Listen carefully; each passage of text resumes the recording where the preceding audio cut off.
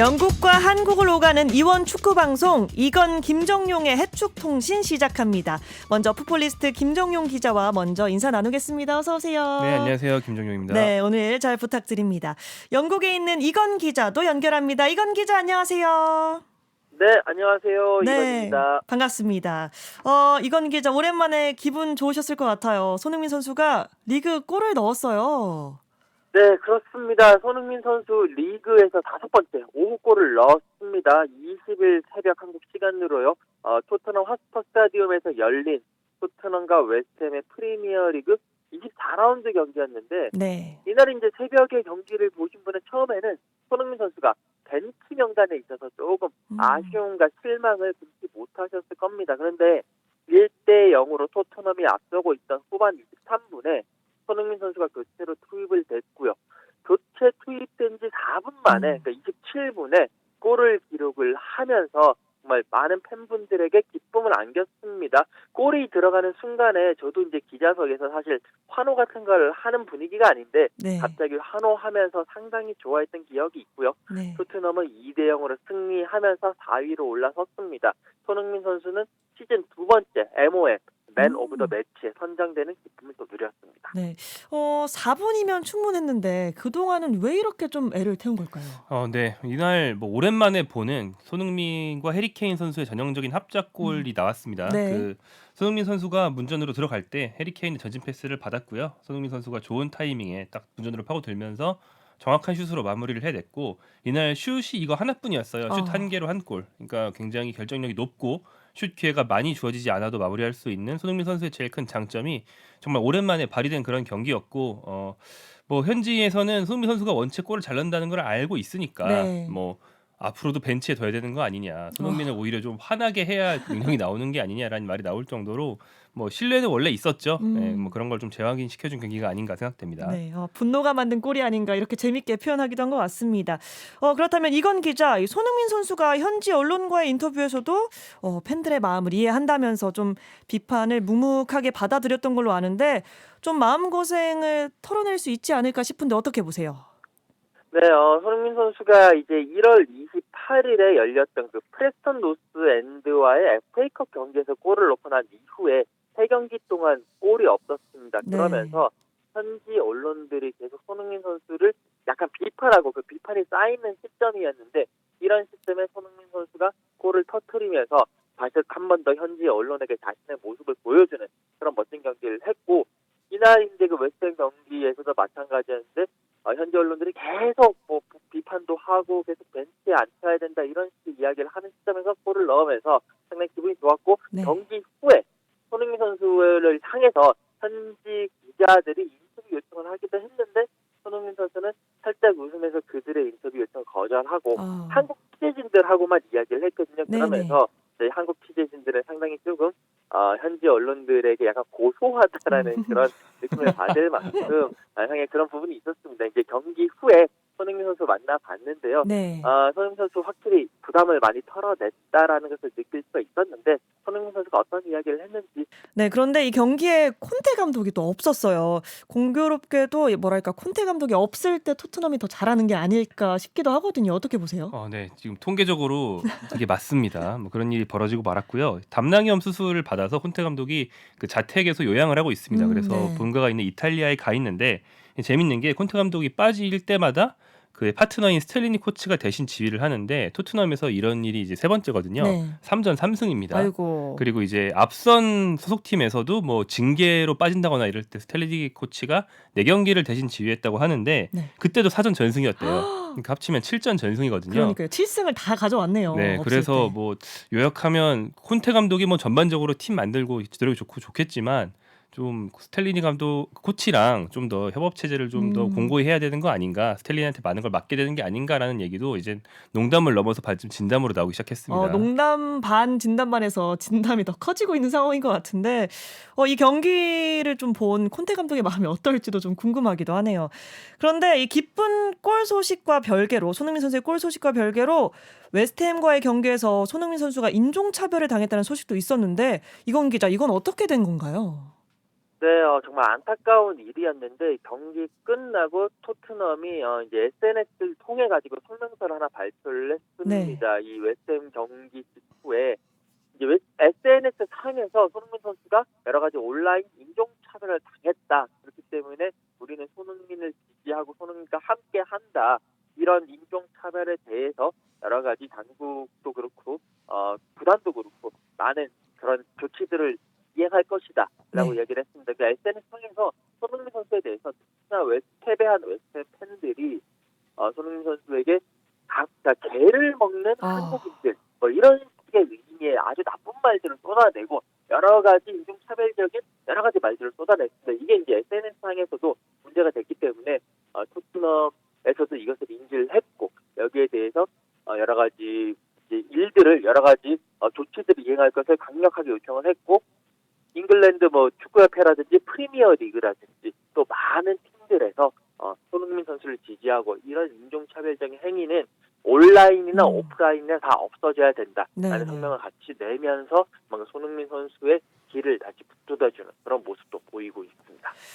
참 인종차별 문제는 잊을만 하면 발생하고 또 잊을만 하면 다시 불거지고 그러네요. 네, 그렇습니다. 그러니까 손흥민 선수처럼 완전히 슈퍼스타가 된 선수가 유럽에서 뛰려면은 정말 많이 맞닥뜨려야 되는 문제인데 네. 경기장에서 라이브로 벌어지는 건 경찰이 잡으면 되거든요. 카메라로 아. 이제 누군지 색출을 해서. 그런데 요즘에 소셜 미디어가 있고 온라인이 있다 보니까 색출이 쉽지 않죠. 그쵸. 그래서 이제 소셜 미디어 회사 그 운영사들이 각성해야 된다는 얘기를 축구 스타들이 많이 하기도 하는데요.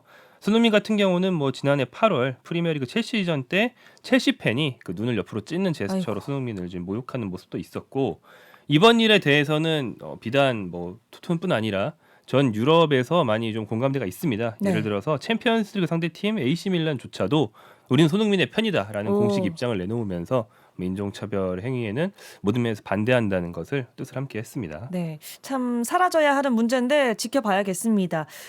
그런데 이 손흥민 선수의 프리미어리그 통산 100호 골이 얼마 남지 않았습니다. 이건 기자, 이 부분 설명해 네. 주시죠. 손흥민 선수가 이제 웨스트햄전에서 골을 넣으면서 손흥민 선수 프리미어리그 통산 98골을 넣었습니다. 이제 네. 100호 골까지는 단 2골만 남겨놓고 있는데요. 이 손흥민 선수 98골을 기록을 하면서 토트넘 역사상 토트넘 선수들 가운데 프리미어리그 최다골 순위가 있는데 여기서도 단독 2위로 올라섰습니다. 원래 음. 이제 토트넘 역사상 프리미어리그에서 가장 많은 골을 넣은 선수는 해리케인 선수 총 선수가 그 토트넘의 전설적인 스트라이커라고 할 수 있는 테디 셰링엄 선수와 함께 97골로 공동 2위였는데 한 골을 더 추가를 하면서요. 단독 2위가 됐고요. 네. 이제 26일 밤에 토트넘이 첼시와 경기를 치르는데 여기에서 딱 2골 더 넣으면 100호 골 기록할 수 있거든요. 이 100호 골 기록할 수 있을지 많은 관심이 주목되고 있습니다. 네. 그리고 이 첼시전에서 의미 있는 축구화를 신고 나설 예정이라고 들었어요. 네, 요즘 이제 이런 축구가 뭐 스트릿 컬처, 뭐 이제 스트릿 패션 쪽이랑 많이 결합을 하는데 네네. 그 축구와 관련해서 많은 작업을 하고 있는 조던 도슨이라는 아티스트가 그 축구화를 특별 제작을 해줬대요. 손흥민을 커스터마이징을. 위해서요. 네. 네네. 그래서 한쪽에는 큰 태극기, 다른 오. 쪽에는 손흥민 선수 특유의 그골 세레머니 하는 사진을 이제 프린트해서 이제 박아 넣은 그 손흥민 선수가 늘 신는 축구화에 맞춤 축구화 이제 디자인을 만들어 줬고 동료인 에메르송 로얄 선수 역시 브라질을 상징하는 그림이 이제 좌우에 새겨진 그런 축구화를 신고 함께 첼시 나서게 된다고 하는데 이건 뭐 제가 한국인이라서 그런 걸 수도 있지만 네. 태극기 쪽이 좀 더 멋있지 않나 아우, 생각을 그럼요. 합니다. 당연한 네. 겁니다. 그런데 이 첼시와 토트넘 현재 팀 순위만으로 봤을 때는 충분히 100호 골 가능할 것 같아요. 어떻게 보세요, 이건 기자? 네, 팀 순위 한번 양 팀의 팀 순위 살펴보시면 토트넘이 승점 42로 4위를 달리고 있고 첼시는 승점 31로 10위입니다. 그러니까 6계단 정도 차이가 나는데 네. 토트넘이 훨씬 더 유리할 것 같은데 문제는 토트넘이 최근 첼시와의 경기에서 엄청나게 약한 모습을 보이고 있습니다. 그러니까 토트넘이 리그에서 첼시에게 가장 최근 승리했던 것이 2018년 11월 약 한 5년 정도 전입니다. 그렇기 때문에 이 첼시만 만나면 토트넘이 약해지고 작아지는 모습을 보이고 있기 때문에 조금 고전하지 않을까라는 생각도 들고요. 특히 손흥민 선수도 첼시를 상대로 골을 넣은 게 이겼던 이 경기 2018년 11월이 마지막이거든요. 그렇기 때문에 고전하지 않을까라는 조금 그런 걱정도 스멀스멀 올라오고 있습니다. 네, 걱정이 좀 된다고 말씀해 주셨는데 순위 이야기가 나와서 말인데요. 첼시가 사실 겨울 이적 시장의 큰 손이었잖아요. 그 정도 돈을 썼으면 효과가 좀 나타나야 되는 거 아닌가 하는데 순위로는 효과가 지금 나타나고 있지 않아요. 네, 오히려 역효과가 나고 있죠. 그쵸. 최근 4경기에서 무려 3무 1패, 상당한 부진에 빠져 있습니다. 일반적인 축구계 상식으로는 영입을 했다, 전력이 좋아졌다, 성적이 올라간다 이런 좀 사이클이 형성이 돼야 되는데 그쵸. 첼시 상황은 굉장히 특이해요. 이 구단주가 미국인인 토드 볼리라서 그런지 미국 그 프로스포츠 구단들이 뭐 좋은 선수를 드래프트로 뽑은 다음에 몇 년 기다리듯이 오히려 우리가 올해 비싸게 선수를 샀지만 이 선수들은 다 유망주라서 올해 아, 성적은 안 나와도 상관없다. 올해는 육성 기간이니까 약간 이런 스탠스를 취하고 있거든요. 멀리 보겠다 이런 네. 입장인 거네요. 하지만 이제 축구는 사실 그렇지가 않거든요. 순위가 당장 나와야 되거든요. 네, 가까이도 보고 멀리도 동시에 보면 되는데 돈을 많이 들여서 멀리 본다고 하니까 첼시 팬들은 좀 답답한 면이 있죠. 그렇겠네요. 이런 노선이 또 토트넘 입장에서는 이건 기자가 얘기해 주신 첼시 상대로 굉장히 안 좋은 상대 전적을 깰 수 있는 좋은 기회일 수도 있습니다. 네. 그리고 반대로 토트넘이 이 정도 경기력으로 4위를 하는 것도 의외다. 이런 어떻게 보면 비판 섞인 목소리가 나오고 있는데 이건 기자 설명해 주시죠.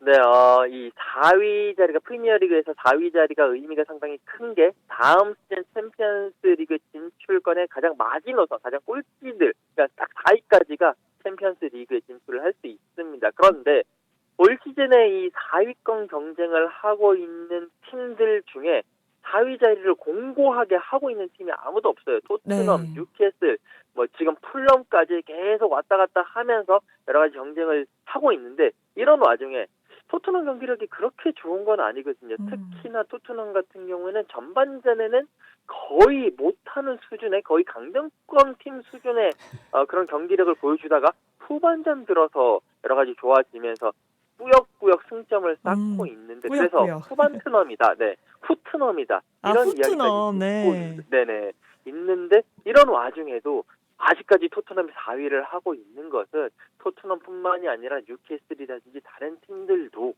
이거는 반성을 해야 된다. 네. 또 리버풀, 파리, 첼시, 10위 이렇게 떨어지고 있기 때문에 이런 팀들이 반성을 해야 되고 네. 그 얘기는 토트넘뿐만이 아니라 프리미어리그 전체가 상당히 경쟁이 치열해졌다라는 것을 보여주는 하나의 반증이 아니냐라는 이야기도 나오고 있습니다. 그러면서 토트넘 팬들은 우리가 4위 확실하게 하려면 지금보다는 뭔가 더 획기적인 변화가 필요하다라고 이야기를 하면서 코칭 스태프들에게 강한 압박을 넣고 있는 상황입니다. 네, 약간 네가 가라 4위 약간 이렇게 되고 있는 것 같습니다. 이야기가 나왔으니까 현재 프리미어리그 순위 경쟁 한번 짚고 가겠습니다. 어떻게 보세요? 네, 현재 선두는 아스널입니다. 아스널이 정말 오랜만에 거의 20년 만에 우승에 도전하고 있어서 네. 관심이 큰데 맨체스터 시티와 승점 2점 차밖에 안 되지만 아스널이 한 경기를 덜 했어요. 네. 그 점을 본다면 아주 이제 위협적인 상황은 아니다. 아스널이 1위를 잘 가고 있다고 볼 수 있겠고 맨체스터 유나이티드가 승점 49점으로 아스널과 이제 5점 차거든요. 그래서 이제 4위 경쟁권에서는 오히려 선두권에 더 가까워진 그런 맨체스터 유나이티드고요. 4위를 놓고 현재 4위 토트넘, 승점 1점 차인 뉴캐슬 두 팀이 이제 경합을 하고 있습니다. 그 뒤로 풀럼, 브라이턴, 리버풀, 브랜퍼드, 첼시 등의 순서로 이제 10위까지 형성이 되어 있습니다. 네. 보니까 선두 경쟁도 재밌고 4위권 경쟁도 재밌는 것 같은데 승점 차가 많이 안 나요. 선두끼리. 어떻게 보세요, 이건 기자? 네, 뭐 김정영 기자가 이야기해준 대로 아스널과 맨시티의 승점 차는 2점, 그리고 또 맨시티와 3위 맨유의 승점 차는 3점 이렇게 형성되어 있습니다. 일단은 아스널이 조금 더 유리하긴 하죠. 한 네. 경기를 덜 치렀기 때문에. 그런데 아스널이 좀 불안한 것이 일단 최근 20년 정도 동안에 우승이 없었기 때문에 이제 경기가 시즌이 후반부로 가면서 우승을 해봤던 경험에서 우러나오는 여러 가지 그런 경기력들이 있습니다. 그런 경험적인 측면에서는 아스널이 약점을 가지고 있고 또 부상 선수들이 계속 많아짐에 따라서 아스널의 스쿼드가 맨시티나 맨유보다 두터우냐 여기에 대해서 의문부호가 있거든요. 예를 들어서 뭐 부카요, 사카라는 이런 선수가 만약에 다치게 된다면 아스널 당장 골 넣어줄 선수가 없어지면서 하나의 불안 요소를 가지고 있기 때문에 이런 점들을 어떻게 극복할 수 있느냐가 아스널의 선두 수성 및 우승의 가장 큰 변수가 될 것 같고요. 맨시티 같은 경우에는 2점 차 2위인데 지금 그 여러 가지 그 재정적인 부분에 그런 이제 규정 위반 때문에 혹시나 있을지도 모를 승점 삭감에 네. 상당히 대비를 해야 되는 그런 상황이고 어떻게 보면 메뉴가 지금 계속 승승장구하면서 아스널을 승점 5점까지 따라 붙었는데요. 네. 이 메뉴의 향후 행보에 따라서 선두 경쟁에 가장 큰 지각변동을 일으킬 수 있는 그런 메뉴가 그런 모습을 보일 수 있을 것 같습니다. 네. 선두는 끝까지 가봐야 알 것 같습니다.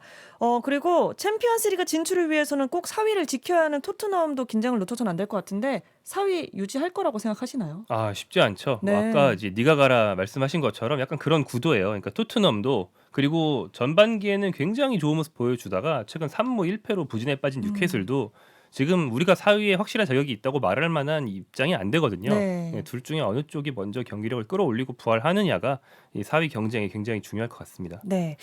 치열한 리그 순위 경쟁 속에서도 유럽 축구연맹 챔피언스리그 16강전이 이어졌는데요. 오늘도 경기가 있었습니다. 이 이야기는 잠시 쉬었다 와서 나누겠습니다. 감동의 순간을 즐기는 시간. KBS 1라디오 스포츠.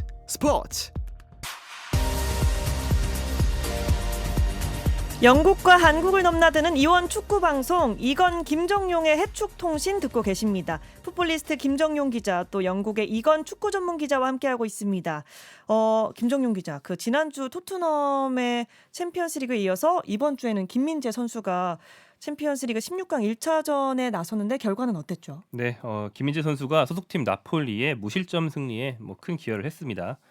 챔피언스리그 16강 1차전 독일에 있는 프랑크푸르트 원정 경기였는데 나폴리가 2대0으로 승리를 했고요. 네. 득점을 한 선수는 이제 동료 공격수 오시멘, 동료 수비수 디로렌조였어요. 그래서 1, 2차전 두 경기만으로 진행되는 게 16강이기 때문에 네. 원정에서 먼저 2대0으로 이겼다는 것은 굉장히 유리하다고 할 수 있겠고 그렇죠. 김민재 선수는 뭐 팀의 무실점 기록을 봐도 알 수 있듯이 수비가 좋았는데 그것뿐 아니고 이날은 뭐 수비면 수비, 뭐 공격 오. 가담이면 가담 모든 면에서 정말 압도적인 모습을 정말 자주 보여주면서 또 스팔레티 감독이 제가 보기에는 이 현지 기자들이 물어본 것 같지도 않은데 자기가 먼저 나 근데 거론해야 될 선수가 있다. 오. 김민재가 잘하는 거에 대해서 얘기를 잘잘잘잘 했다는 그런 얘기를 들었습니다.